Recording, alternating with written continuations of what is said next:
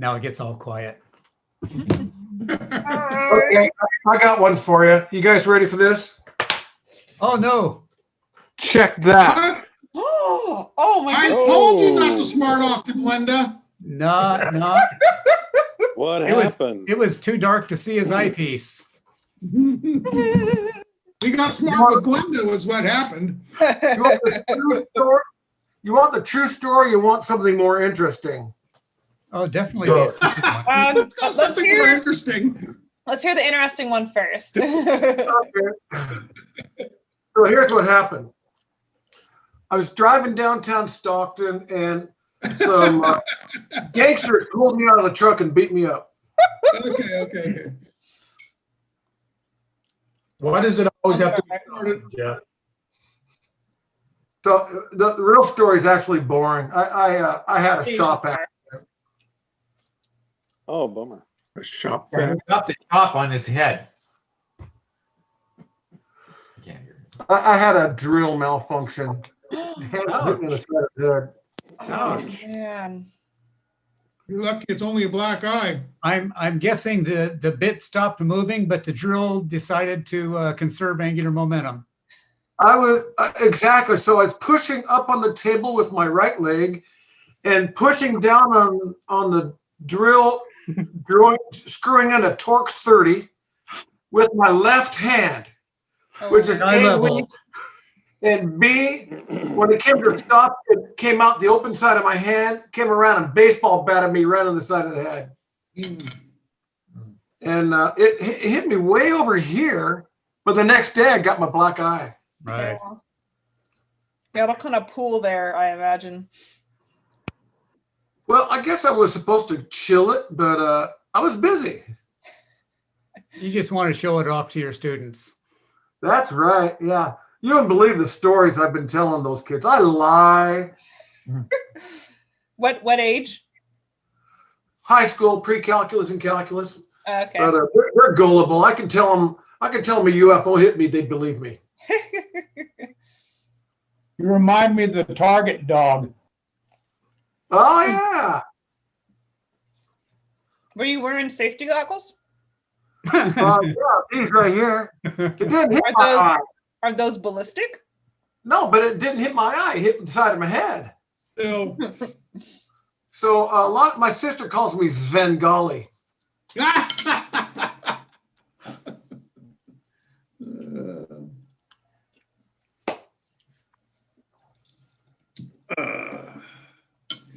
You know, you're looking pretty good, Doug. I've never seen you that nicely dressed, Doug. You look great. Almost civilized. What, you've never seen a Neanderthal in a suit? I always thought of you as Carol. So I mean that's great. I'm Hey, Mike, thinking that was the What line I had Jeff for dinner? used. What was Mike. that? Yes, sir. Did you see what I had for dinner? Yes, and I'm eating my heart out. It's excellent. Yeah, I could top that. I had hot dogs. Very nice. Oh, Mother made the family no, thank you. Japanese pork chop. Nice. People are signed in. I wonder. Oh, we got It looks like we've only got. Oh, I could get the list here. Let me see. How do they do that? Click participant. We got 20 people we already. have 20 already. Oh, I should start making a list. of people Nihar, for- did Nihar's dad sign in yet? Nihar's right there. Ah, good. Hey, Nihar. Hi, Nihar. Hi. How are you guys doing? Okay. Oh, we got time. Yeah. All right, we got the Hyatt. John. My wife thought she Hi, Mark. heard people say they were Joseph. Bye, Joseph. sourdough starter. Did somebody on here say that? I gotta get another pencil. all I did. You want the pen here? Or? Oh no, I got a pencil I like. If you could email me that recipe, I would appreciate it. Yeah, sure. I found it online and it has instructions on how to do the starter and then also all the stuff you can make with sourdough. Okay, I'll give you my email later, okay? Or Sure. I'll send it to you in chat, Yeah, you can just put it in the chat. okay? My spouse also became a pandemic baker. Oh yeah. He had several because some of the people in my family had a gluten intolerance. He tried several different types, so like it looked like he had a collection going for a bit. That's awesome. Oh, Jerry, I'll try not to be noisy tonight. Gotcha. Yeah, there you go. Jerry? Go in. No, that's okay. Why? I don't have my matzah. Oh, that's. Glenda's going to come in and say hi real quick. Hi, Glenda. Hi, Jerry. Hello, Glenda. Oh, hi. How are you? Hey, hi, Don. Glenda, next time you hit Jeff like that, you got to do it in a way it doesn't show as much. I got I know he needed it. You got to do a better job of hiding it. You gotta hit him with a bag of oranges. There you go. She's got it. Be careful, she's going to. Well, I didn't deserve it. I just hope we can watch. We can sell tickets. We have a fundraiser, Mike. There you go. Now we're talking. Take it up. In case anybody didn't see what she did to me. What? Yeah. Oh, no. She just said, I didn't do that. Well, Jeff, I'm eating here. You know what? I can show you something else. No, thanks.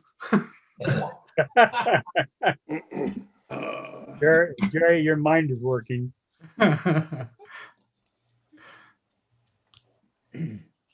But my dinner was excellent. I got to tell you that.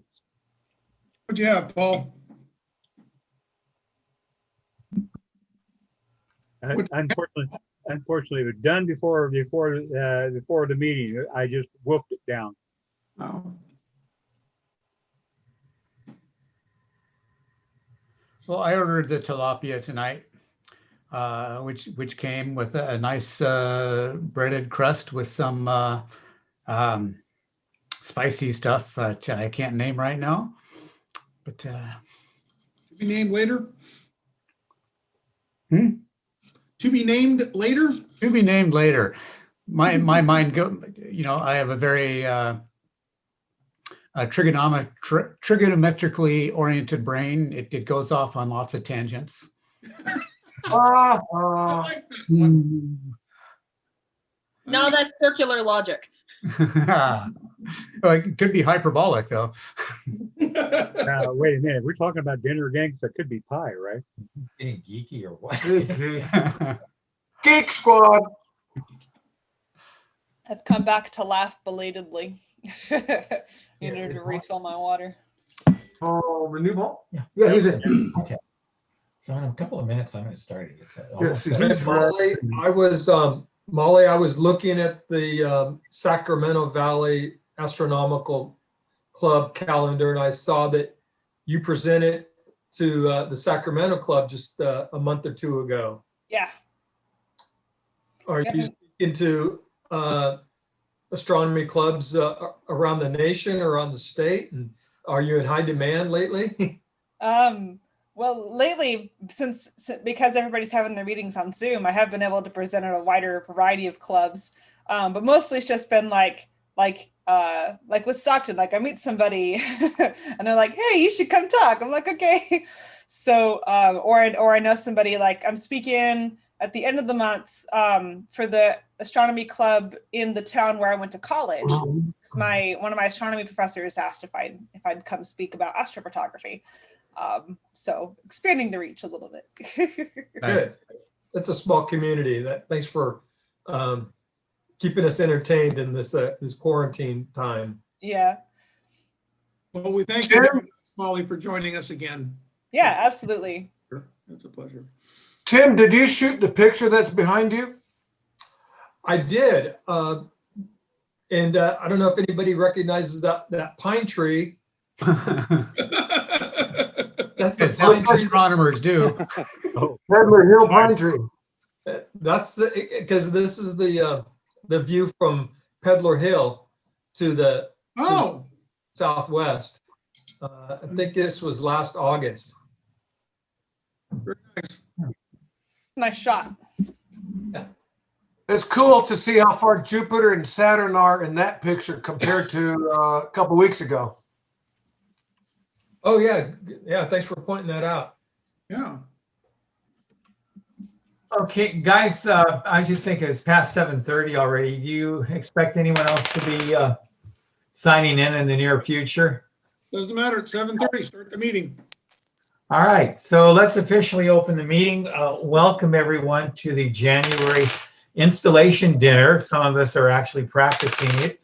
Good for you.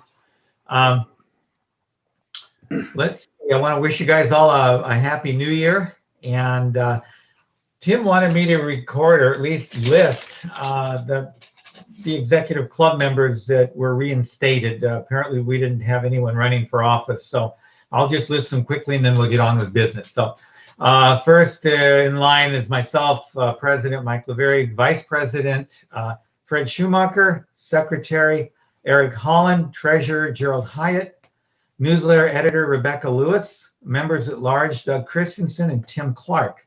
So this should be a great year. We got some wonderful board members here, so wish us all luck. Okay, so tonight, I think we go ahead and start with our speaker. And as always, Fred, you always bring in good people. Molly, of course, is a friend. We've had her here before. All of you have gotten a chance to meet her. So with no further ado, Fred, why don't you go and introduce Molly and we'll get started. All right, very good. So the American Association of Variable Star Observers, otherwise known as the AAVSO, is a professional/amateur collaboration dedicated to the observation of variable stars and enabling everyone anywhere to advance scientific discovery through variable star astronomy. What are variable stars? Well, they're very important. What can we do from the backyard? An astronomer can contribute to this kind of science. AAVSO Ambassador Molly Wakeling, who we welcome back this evening, will present a different we'll present on the different ways that you can get involved in variable star observing, both visually and photographically, and what the scientific community gains from amateur observations. Molly is a graduate student in physics. She's talked here before on her spectacular trip to the Atacama Desert with some unbelievable pictures. She's a graduate student in physics at the University of California, Berkeley, studying neutrinos, and holds a bachelor's degree in physics from Washington State University. She's been an avid astrophotographer for the past 4.5 years and was vice president of her previous astronomy club, and now is a member of the East Bay Astronomical Society in Oakland. Good group. And Molly is also a Girl Scout troop leader and has done over 100 hours of astronomy outreach, reaching more than 1,000 members of the public. Her work can be found on Facebook at Astromolly Images and Instagram at Astromolly_images. Ladies and gentlemen, Molly Wakeling. Hi, thanks for having me again. I'm glad that we can still get together on Zoom. People are still coming this far into the pandemic and haven't gotten tired of Zoom yet. My cat is currently trying to get my attention to play with a toy, so I'm gonna keep batting him away. All right, I guess I'll dive in then. Actually, first let me start the slideshow and then share the screen.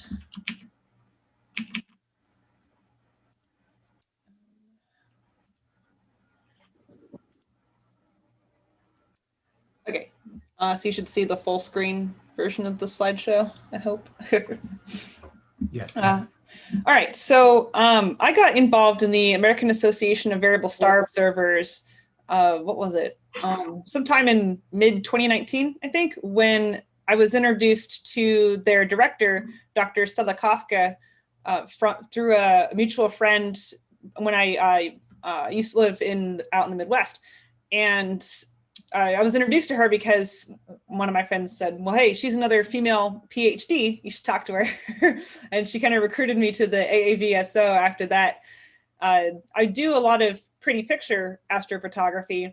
but I've been wanting to get into doing scientific observing for a while, and this was I found to be a good avenue, a place to easily submit data and a huge network of people to learn how to process that data into data points that can be submitted to their database and used by a lot of people.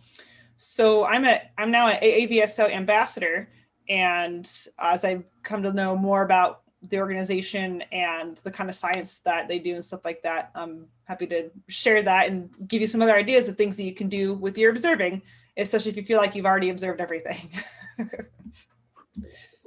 All right. So just a fun tidbit to get started. The oldest known record of a variable star is from 3,200 years ago in ancient Egypt. And there was a calendar of lucky and unlucky days. And somebody who knew something about astronomy figured out that the period of these lucky and unlucky days matched the variable star Algol, which was known as the Eye of Horus, or the Demon's Head, or you can see in this picture the Eye of Medusa here. And when the star would get bright, then that was when Horus was angry, and when the star would get dim, that's when he was peaceful, and that kind of coincided with these lucky and unlucky days in Egyptian culture. So even that long ago, they were noticing that the star was varying in brightness, and it varies enough that you can just look at it naked eye and see it change brightness, which is really cool. So what is a variable star? So as you might guess by the name, there's stars that change. And in this case, it's a star that changes brightness. And that change in brightness can vary from a fraction of a magnitude up to 20 magnitudes when we're talking about like a supernova, for example. And the periods of that variation, well, besides the sudden variations like supernovas, those periods can vary from a fraction of a second to many years. And that gives us insight to a wide variety of physics of what's going on inside of those stars and in those star systems. There are at least 150,000 known variable stars in the night sky, and there are certainly more that have not been discovered yet because there's a lot of stars and it's hard to look at every single one. There are several reasons why a star can be variable, which I'm going to show in a minute here. And the way that that star varies can give us insight into what's happening in the engine of the star or what's happening in the system of that star. And that can tell us a lot about stellar evolution and lots of other interesting things. So there are two classes of variable stars. One is intrinsic and the other is extrinsic. So intrinsic variable stars are ones where the variation of the light comes from processes that are happening within that star. So this includes Cepheid variables, other types of pulsating variables, cataclysmic variables, which are violent outbursts. Let's see, I have some notes here in the videos covering them up. Okay, there we go. Cataclysmic variables are violent outbursts from the thermonuclear processes that are going on inside of the star. And that can be caused by a binary system where one star is sucking mass off the other star and goes into an outburst and then calms back down. The other star absorbs that matter back, and then the star that has the outbursts absorbs the material again, and it goes on and on in this cycle. There are novae, which is a similar process where you have two stars that are trading material and can have these large outbursts on a regular basis. Then of course there's supernovae, so the death of massive stars, and eruptive variables that are kind of similar to the novae and the cataclysmic, except they're ejecting material, but not necessarily completely exploding. Then there are extrinsic variable stars, which has to do with other reasons why that star might be dimming besides physical processes that are going on inside of the star. So one is eclipsing binaries, where two stars are oriented such that the second star is passing between us and the main star, and that changes the brightness. There are stars that have huge sunspots, and when the sunspot is facing us, then the star's brightness gets dimmer. And then of course there's exoplanet transits, which as an amateur, you can observe exoplanet transits with a camera. It's very, I don't think it's possible with the naked eye, but or with the eye through a telescope, but you can observe exoplanet transits with amateur gear, which is super cool. And that's something I've been starting to get into as well. All right, so what is the American Association of Variable Star Observers? They're an international professional amateur collaboration that's dedicated to observing all these different types of variable stars, including exoplanet transits. And it's both amateur astronomers like us and professional astronomers who run the major telescopes and the sky surveys that work together to both contribute to the database and to use data from the database. So it's this huge collaboration. There's easy access to data is part of the idea, where you can, again, having people uploading data and downloading data and making it easy to access. And the big thing is that amateurs can provide the bulk of the data, because the big telescopes, they're always vying for time. There's always a lot of groups that need time on the telescope, and there's only so many hours in the night and so many nights in the year, right? For those couple of big telescopes that are out there.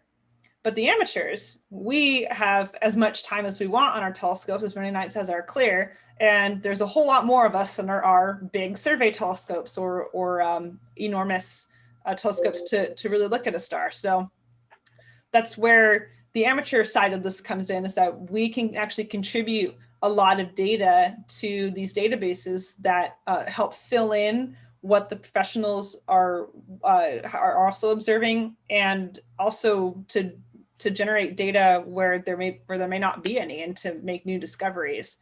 And researchers and professional astronomers can use this data in their analyses. And actually, amateurs can also write and submit papers as well, if you're into that. So why study variable stars, and why have this database of variable star data from all these different types of variable stars? Well, one reason is astrophysics. So stars are the primary engines of cosmic evolution. Every element in the universe that is heavier than helium has been manufactured inside of a star, whether that's through lifetime fusion processes, or that's through supernova, where a lot of the heavier elements are made, or whether that's through when the leftover cores of supernovae that become neutron stars are also now known to produce some heavy elements as well.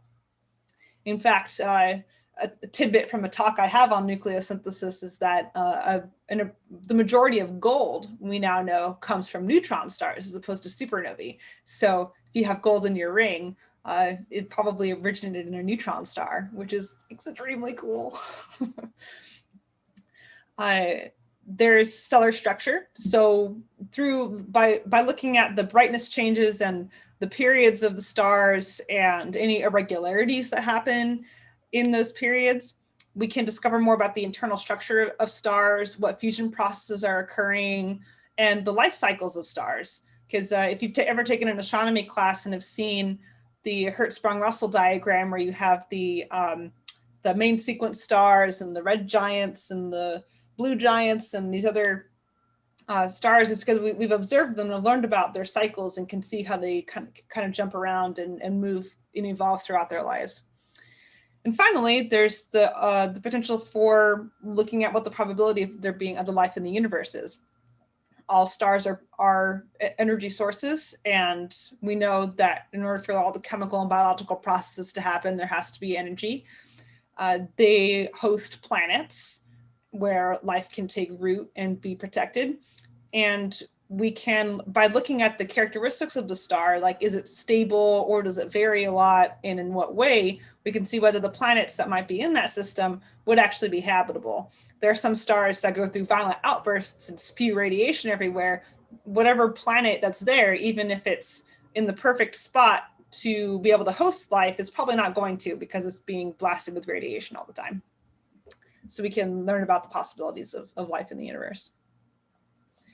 So there are several observing sections in the AAVSO to cover all the different types of variable star observing.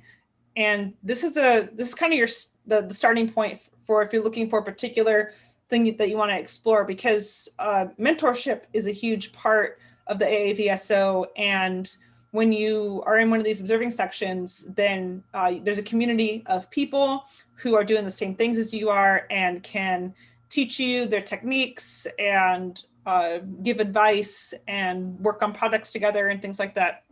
So there are, it's not just looking at variable stars like your classic Cepheids and stuff like that, but there's a wide variety of different types of the way that stars vary, in addition to different ways of measuring them, like photoelectric photometry or spectroscopy or solar observing. The sun is actually a variable star. It varies by 0.1 magnitudes, and that's part of its 11-year cycle. But there's a lot of interesting activity happening on the surface of the sun, and solar observing has a role here as well. So lots of different things going on and a lot of interesting stuff happening. So I'm going to talk mainly about the two categories of visual observing and photographic observing. So it might sound like, if you're going to contribute to science, that you would have to do photographic observing only and that visual observing wouldn't be good enough. But that's not quite the case. For one thing, the cameras and telescope systems that a lot of us have, and especially a lot of the professionals have, are far too sensitive to be able to measure the changes in brightness of the brighter stars. For example, my rig has the camera and fast Newtonian that I have together. I've discovered recently, as I've been processing my data, that I saturate my camera at magnitude 5 unless I go much shorter than a 1 second exposure. So even with my humble gear, I can't reach the brighter stars. So but there's still a need to observe those, and that's where visual observing can come in handy. Visual observers can also observe at a much higher cadence than the sky surveys and the professional telescopes can. By cadence, I mean either number of times per night if it's a short period star, or number of nights in a row, to kind of catch all the ups and downs of the variation of that star. And a lot of there's like observing campaigns that the AAVSO puts out alert notices for when universities and research institutions contact them to say, hey, we need more data on this star. And a lot of them, as I've been going through picking out stars to observe, will accept visual observations as well. They're not as precise, but they can help fill in the gaps. And even with my camera, there's still a lot of error and uncertainty that I have to account for anyway. So it could actually be more accurate in some ways. And you don't need a big giant 36-inch Dobsonian to be able to do visual observing of variable stars. You can use any telescope that you have, or even binoculars, or even the naked eye. There was a lot of observations of Betelgeuse that were submitted either naked eye or with binoculars, since the comparison stars for Betelgeuse it's a bright star. It's hard to get a comparison star that's near its brightness. So you have to have a wider field of view, which is what binoculars and the naked eye are good for. And if you really feel like you've run out of stuff to observe, you've worked through several programs from the Astronomical League and not really sure what to do next, variable star observing could be something to get you motivated to go back outside with your telescope and tag on some variable star measurements while you're observing your favorite objects. Then of course there's the photographic side of the house, which is my wheelhouse for sure. You can make more precise measurements, more accurate measurements with the camera. And you don't necessarily need to have a fancy CCD. Like I had a member of the AAVSO donate this QSI to me a while back, and it's an older QSI, but it does the job. But I know a very prolific AAVSO observer, Barbara Harris, who uses a DSLR for all of her observations, a DSLR and a camera lens, actually. And she's a prolific contributor of data. So you can use even a DSLR for doing this. I do photometry because a member of my last astronomy club. He was cleaning house and was looking to get rid of some of his old gear. And he gave me a set of filters that I thought at first were just regular red, green, blue filters. I wasn't even sure if they were photographic filters or not. After posting them online, learned that they're actually photometric filters. And photometry is, it's like doing monochrome imaging with red filter, a green filter, a blue filter. But the way that the filters are built, they don't overlap as much. There's kind of a defined red band, defined green, and defined blue to really capture the magnitude in red, magnitude in green, or visible as it's called in the Johnson-Cousins parlance, and blue. And he also gave me an infrared filter. The complete set also includes an ultraviolet filter, but those observations aren't actually as useful as the infrared and the RGB. And then there's spectroscopy as well. And there are special devices for doing spectroscopy that cost a couple $1,000 and can do much higher resolution spectroscopy. But there's also this little filter called the star analyzer that costs, I think, a couple $100 or less than that, that you just drop into your camera like you would any other filter, like your light pollution filter, and you can do spectroscopy just with this filter. It's a little diffraction grating. So if you've done astrophotography and you kind of have a rig set up for that, then you can drop this filter right in and do some spectroscopy, which is it's a very in-demand data source from amateurs. The picture on the right is my science rig, as I call it. This is a F4 Vixen Newtonian.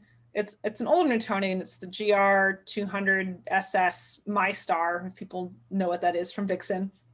And it's got a QSI camera on it. I don't even have a chroma corrector in there. I have one, but it puts the camera too far away from the focus point. So I got to get a different one that's skinnier. But I don't really need one because the star that I'm measuring is in the center of my field of view, and the coma doesn't get really bad until it gets further out in the field of view. So I can just kind of use comparison stars that are in the center. And then the bottom picture, I will admit, is not from my own telescope, but this is a nova that occurs on a roughly 1 year time basis in the Andromeda galaxy. And it's a star that's in Andromeda, not a star that's like in between us and Andromeda. And so I ended up joining the Google group for this when I got a notice saying like, hey, we need data on this. It's an outburst right now. And I got one of my friends who has a bigger, he's a 14-inch celestron. This is a magnitude 19 star when it's at its brightest of outburst. And here's 3 nights in a row where you can actually see the star fade as it's ending its outburst. And I just thought that was so cool. And this is my very first data set. I didn't know how to process it yet at the time, but just seeing it go by was really neat. And now I have the experience to be able to actually submit data for it. Unfortunately, in this year's outburst, it was a little beyond the magnitude capability of my Newtonian, it being only an 8-inch and me being in light pollution. I was not able to catch it this year with my own gear. But someday when I live somewhere darker, perhaps. And yeah, at the end of the day, you take pictures, you upload to this website that the AAVSO offers that helps you process the data and does all the heavy lifting for you of doing the calculations between the brightness of comparison stars and the brightness of your main star. And at the end of the day, you have contributed to science. And so here's an example of a variable star T Coroni Borealis. And you can see in this largely amateur submitted data, the variations in its brightness over time. And this is in 4 different bands: infrared, pink, and then red, green, and blue. And there's other ways to display this, other bands to observe in as well. And here's my couple of data points contributed to it. And yeah, it's really cool knowing that my data points are in this data. And every week you get an email from the AAVSO saying who has used your data. And so here's an example of one from November where a a couple of students and a professional used data points that I had taken in their analysis. So like, that's super cool. That, again, I'm a physicist in real life, but I also get to, on the amateur side of the house, contribute to science doing on a much shorter time scale than the length of a dissertation. So it kind of, it's like a fun sciencey side hobby to go with the main science. So being a member of AAVSO, so you don't have to be a member to contribute data to the database. You can just, you sign up to be an observer and you get an observer code, but that's free and you can submit data. But membership comes with a number of perks. So one is you can actually publish in the journal of the AAVSO. If you do analysis on a variable star, you can submit that paper and be published. You can use AAVSOnet, which is a robotic telescope network, for free. So if it's cloudy where you are, or you don't have your rig set up yet, you can use somebody else's telescope in another part of the world to observe a star that you want to observe and upload that data. You get a discount on choice courses, which are courses that the AAVSO offers on how to do all of this work. So how to do CCD photometry, how to develop a visual observing program, figure out what you're going to observe, how often, how to do exoplanet observing, a course on statistics and how to use these different statistical distributions to do analysis, and a whole lot more. There's the mentorship program. So you can, there's a formalized program to connect you with a mentor who's doing similar things that you are interested in doing with variable star observing, and to teach you how to do those and work together. There's the VFO data analysis tool, which is what I use to do all my data analysis. And it just makes it really easy to go from raw data to stellar magnitude. It doesn't take a whole lot of time to do or any coding experience whatsoever. It's all a GUI. You have access to AAVSO and APAS databases, which is over 1 billion records. And you get discounts on registration to their conferences and meetings as well. And members consist of amateur observers, professional astronomers, educators. There's actually a lot of people who are teachers and they have their high school students or their college undergrads do research projects on using AAVSO variable star data. So if you're an educator, then there's some really interesting science projects that you can do with access to the resources and the data that the AAVSO offers. Students themselves can join, and pretty much anybody else who's interested in contributing to star science. And over on the right are the membership fees, nominally $85 a year. And there's some discounts for being a teacher or a student and other types. Or you can pay more to support the organization as well. Yeah.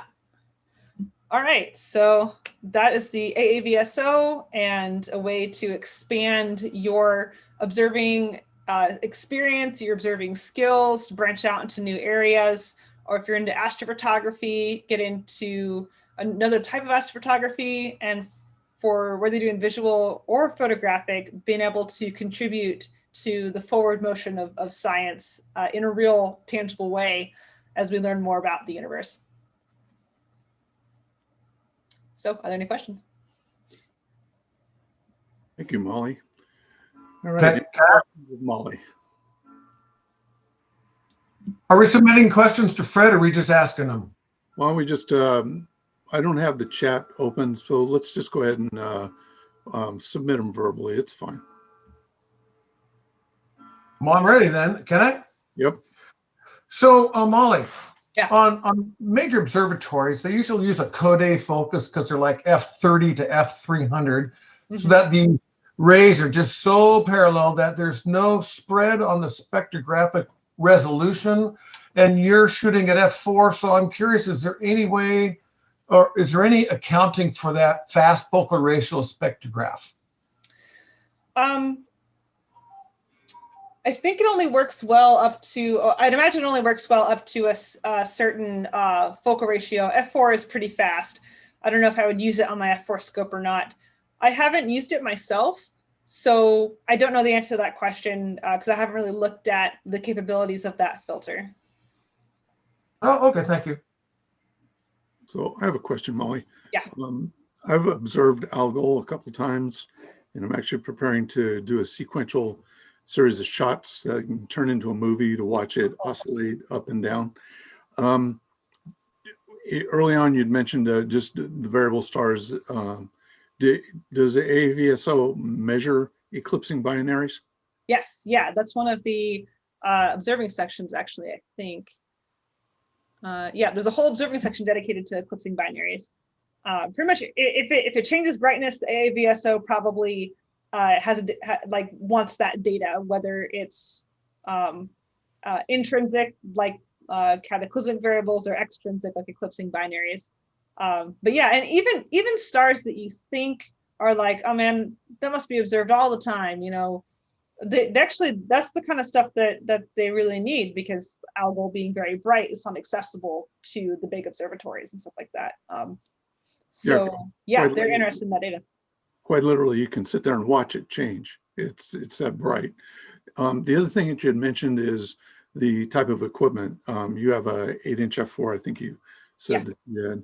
And there's a wide variety of larger instruments within this organization. I know Mark Gibbons has got a large instrument. Mike has got a humongous instrument. Jeff has got a large instrument.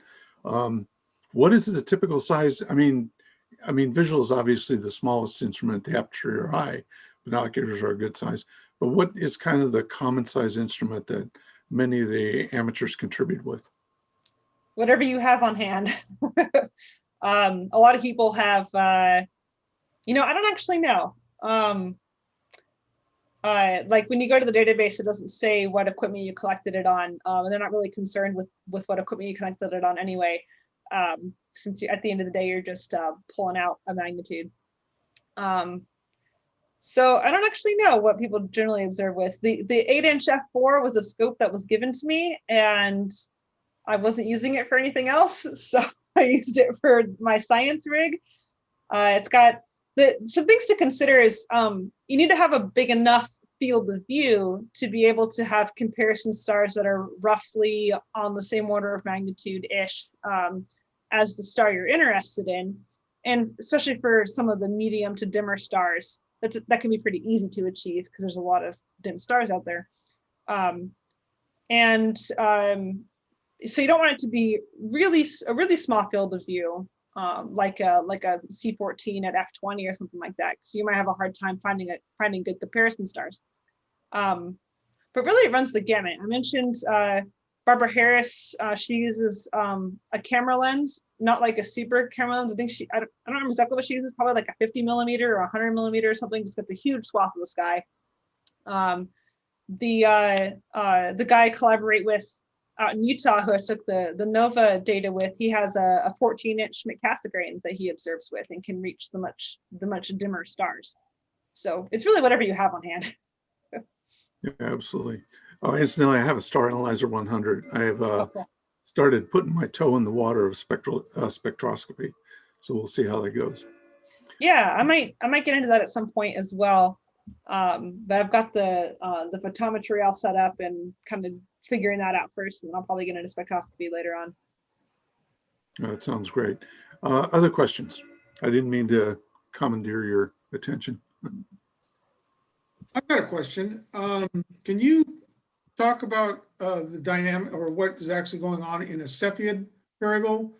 I mean, I understand the dynamics of some of the other stuff, but I'm not sure about the Cepheid. Not offhand.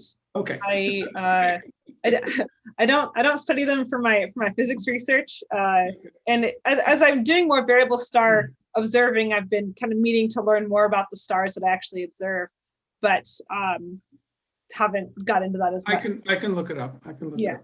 But a really cool thing about Cepheids that I forgot to mention is that they were actually the ones that led to the discovery that the universe was not just the Milky Way. Right.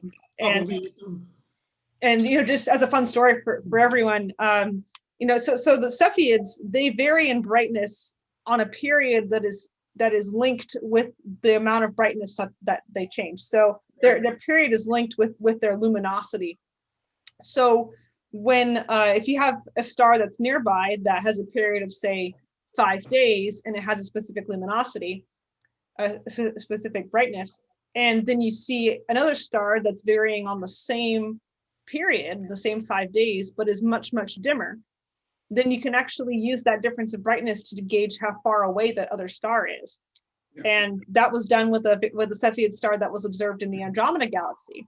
And what was thought to be a nebula inside of our own galaxy, they realized was actually over 1 million light years away. At that time, that was their distance estimate. We now know it's 2.5 million, but that blew everybody's minds and spawned this great debate of how, what the universe was.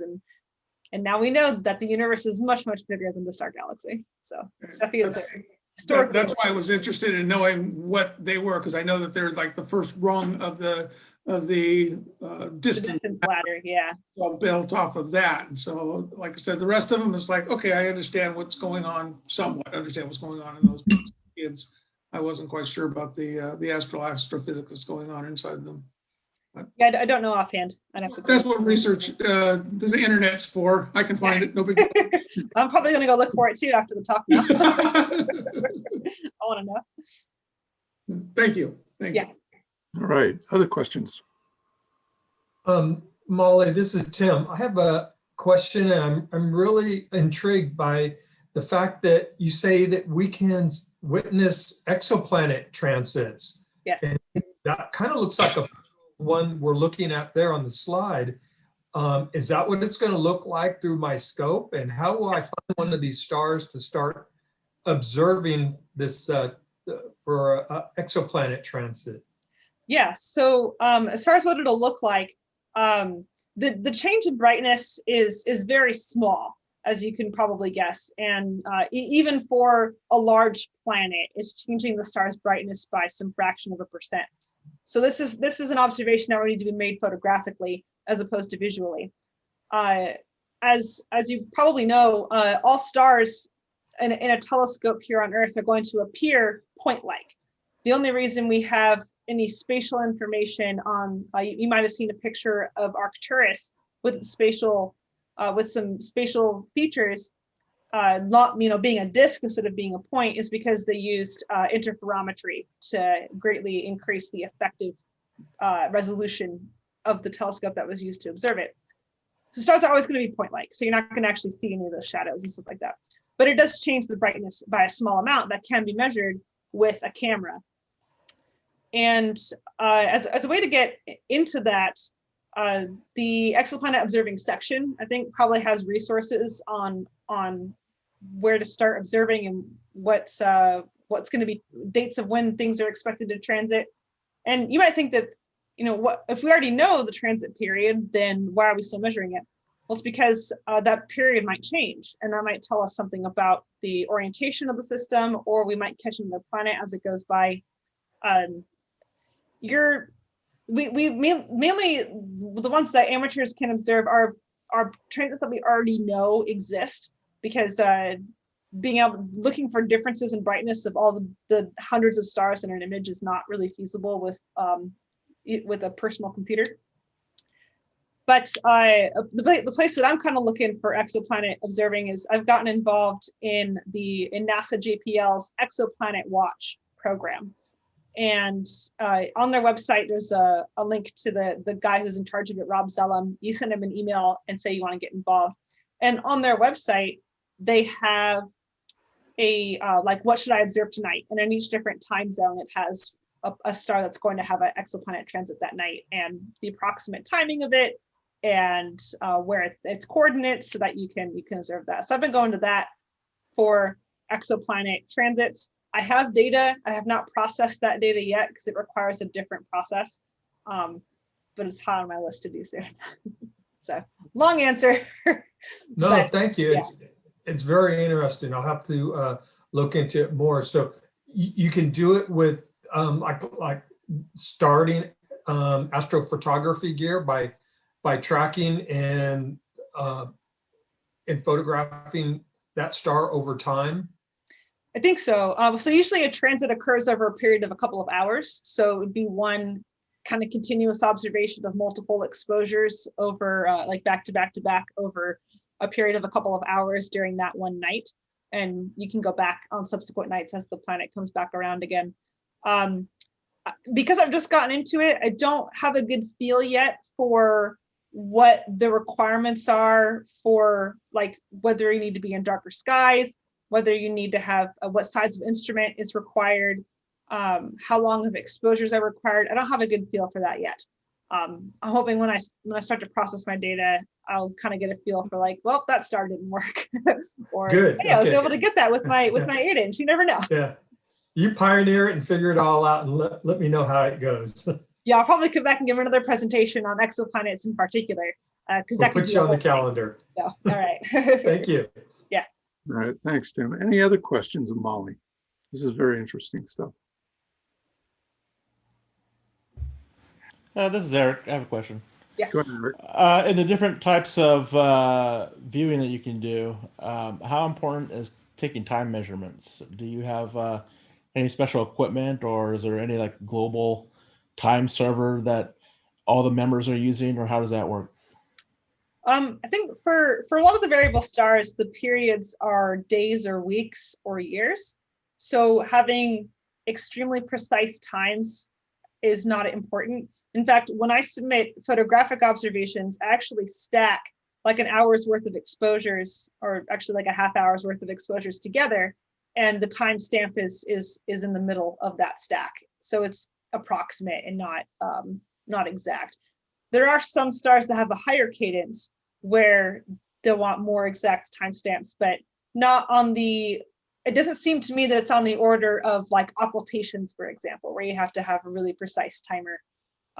Because these variations are not seconds or minutes. These variations are hours, days, weeks. Thank you. Yeah. Thanks, Eric. Other questions of Molly?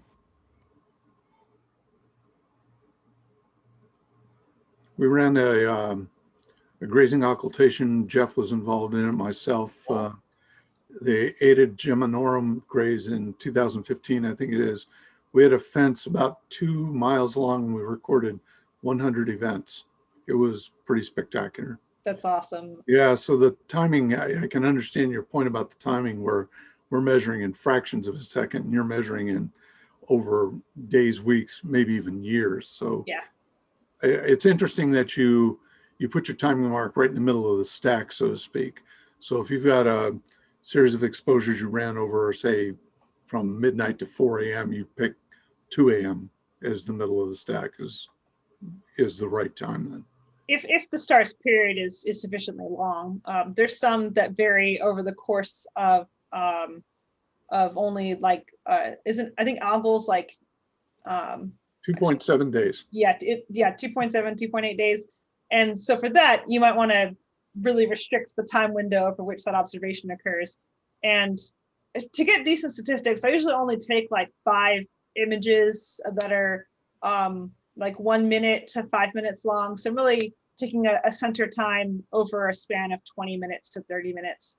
But yeah, for stars with a much shorter period, you'll want to have a shorter observation. Like there are some stars that I haven't observed because they want a cadence of like once a minute over the course of an hour or something like that. And if the star is too dim for my camera to do in 1 minute, then I skip over it. So it very much depends on the period of the star. Yeah, so the expected dimming of Algol is over a period of roughly 3 to 4 hours. So once I get it up and running, I take a picture. The plan is to take a picture about it once every minute and then create a movie of that. And you'd be able to actually see the star dim down as its companion passes in front of it and then return back to original brightness. So that'll be kind of a fun little project. That's going to be so cool. I really want to see that. Okay. Other questions, Molly?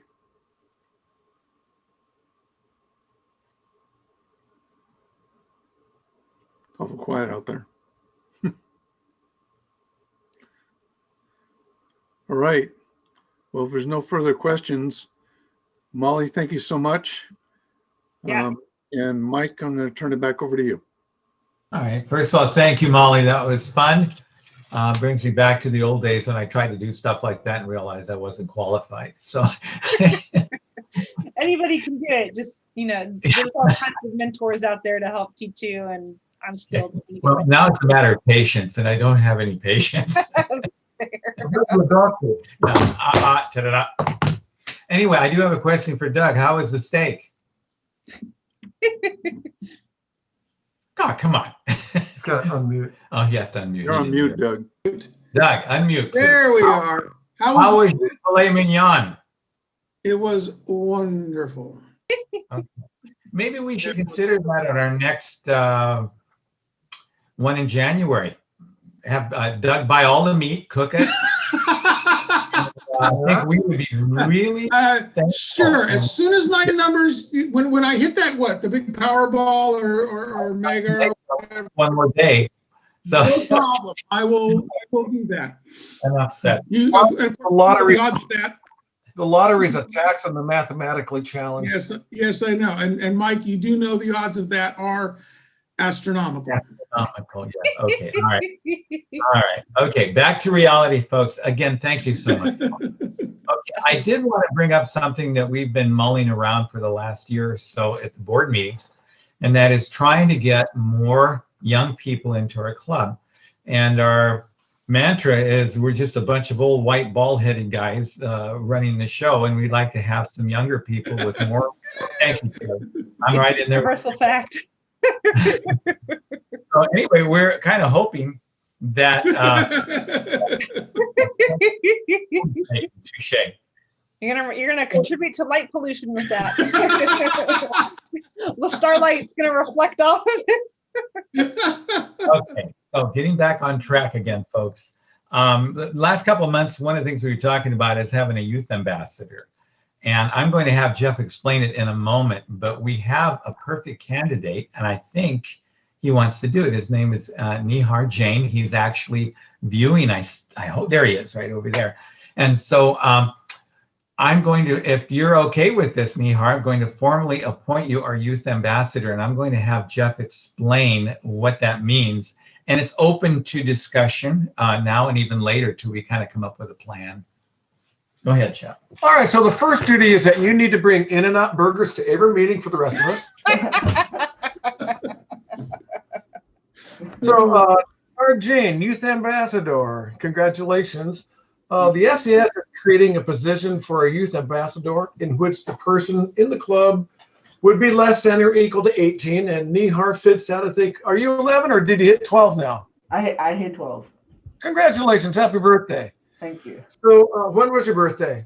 It was December 8th. December 8th? Yeah.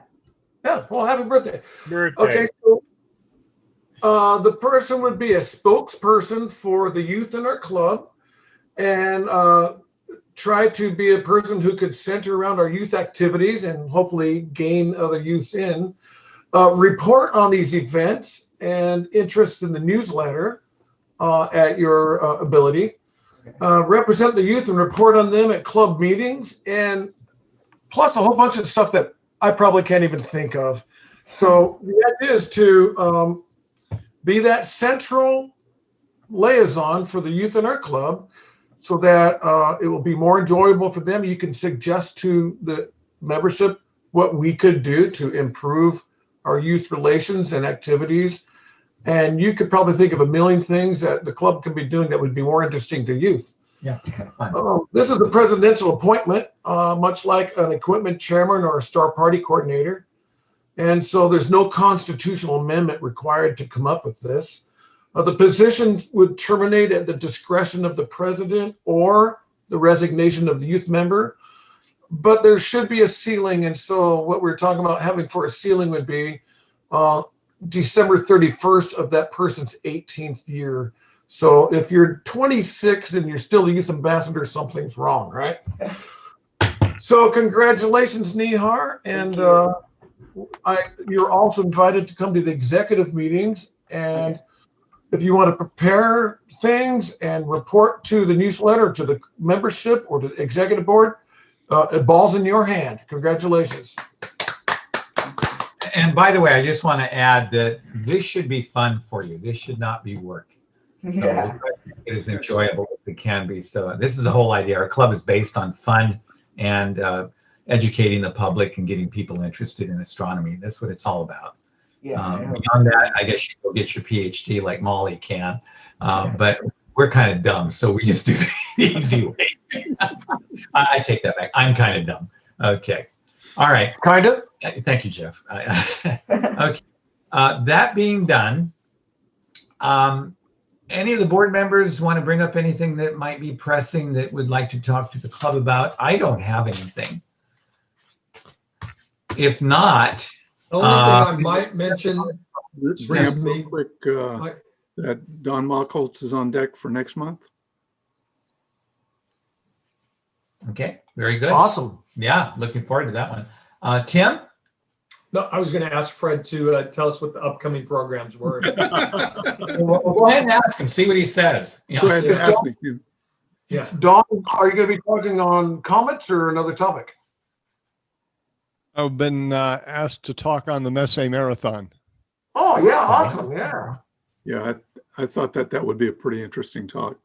The March meeting is going to be an open forum, kind of like we did with December. It'd be nice if we have 4 or 5 people lined up to talk about what they're doing in amateur astronomy. Maybe we'll have some new AAVSO participants by then. And then in April, some of you know Pranvira Hyseni from Kosovo. She's the AOK director over there. And I've known, I hosted Pranvira probably about 2 or 3 years ago when she came to the Bay Area.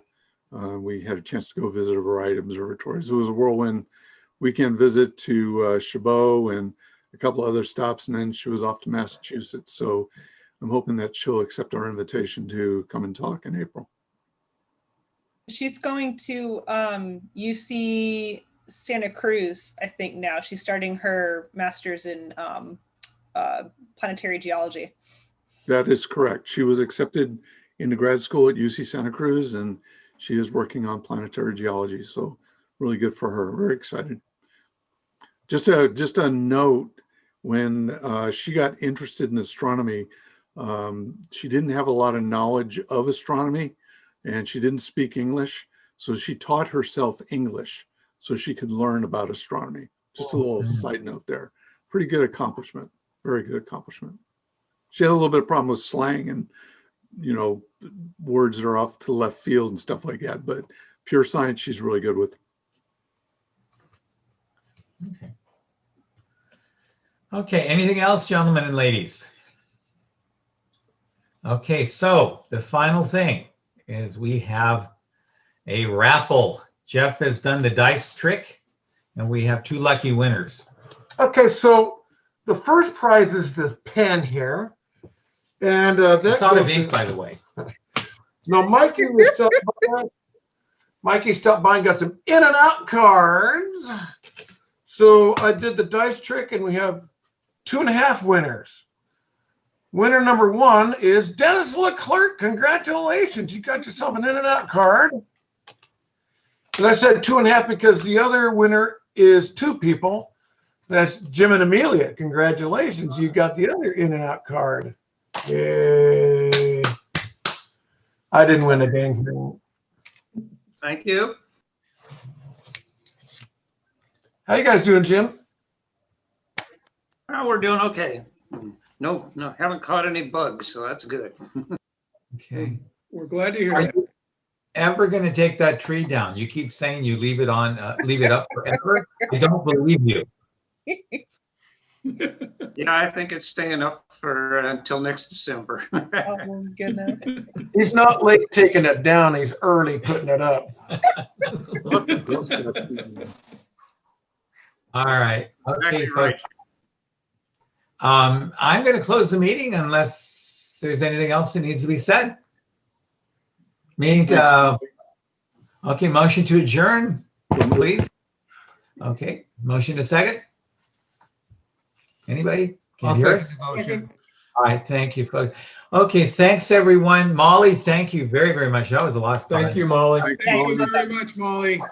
Come visit Yeah, us I again. hope you come back again. There's a star party Saturday night.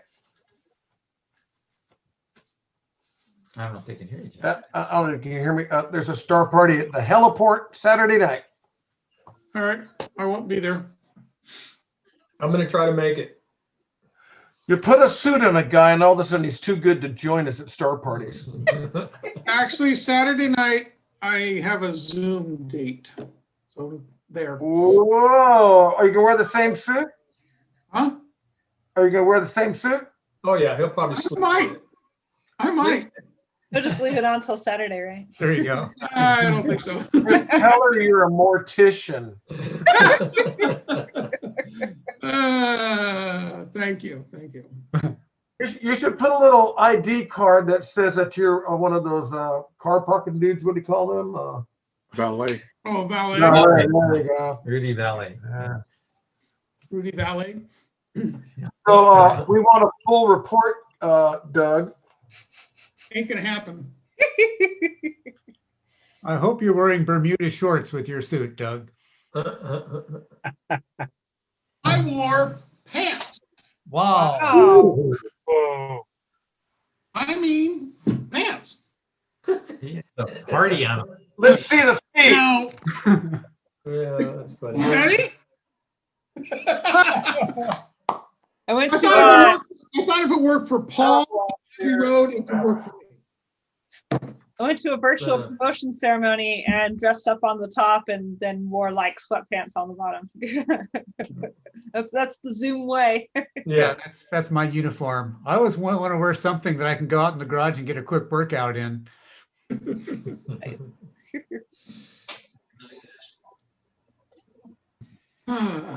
So Dennis, go ahead, Mike.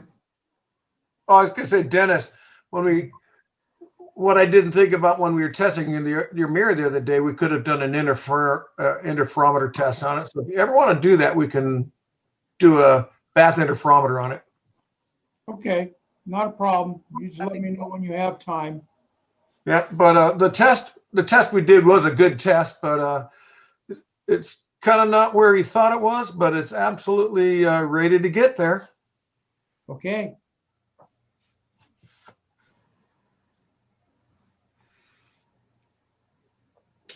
Well, we're lost for words. The meeting's over, guys. If you want to keep talking, it's great. But we're done officially. So, Good Good night. I'm night. gonna pull the monkey suit off. Have a good evening, everybody. You guys Molly, take thank you care. so much. Good Nice seeing night. Yeah, you're welcome. Thank you for visiting Good us night. again, Molly. Appreciate Stay that. healthy, folks. Yep. Have a good night. Good night. Good night. live long and perspire. Expire. Expire, yeah. Good night, everybody. Good night. Hey, Paul, how you doing? I finally made it.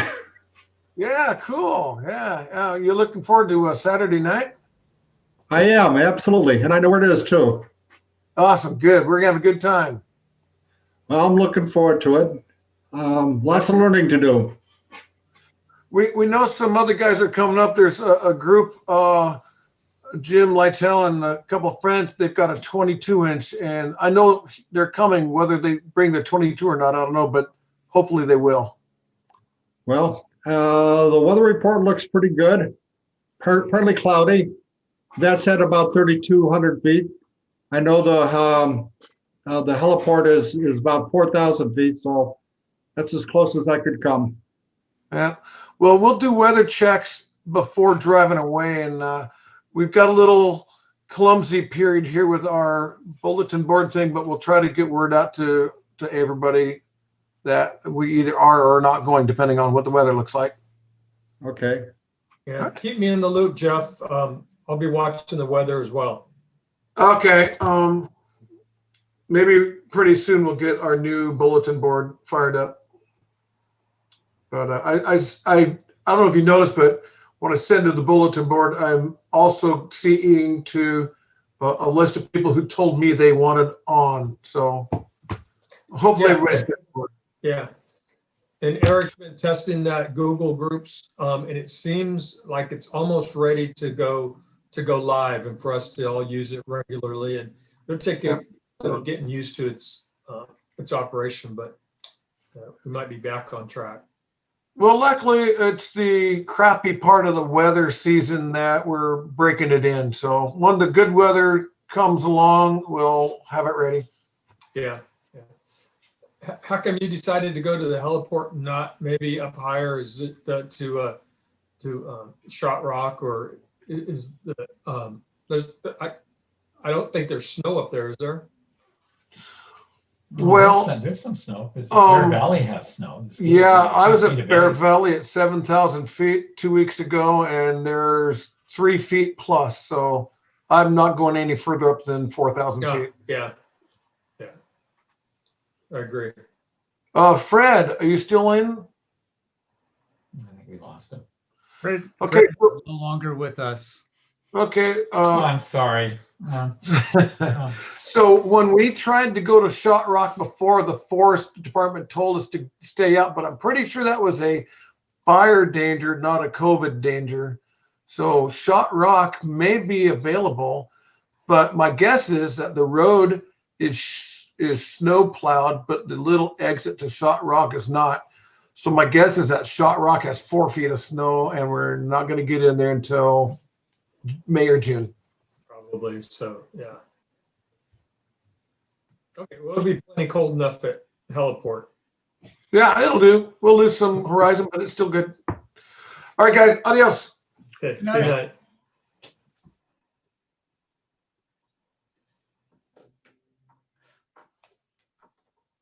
Night all. Good night. Thanks for joining us this evening.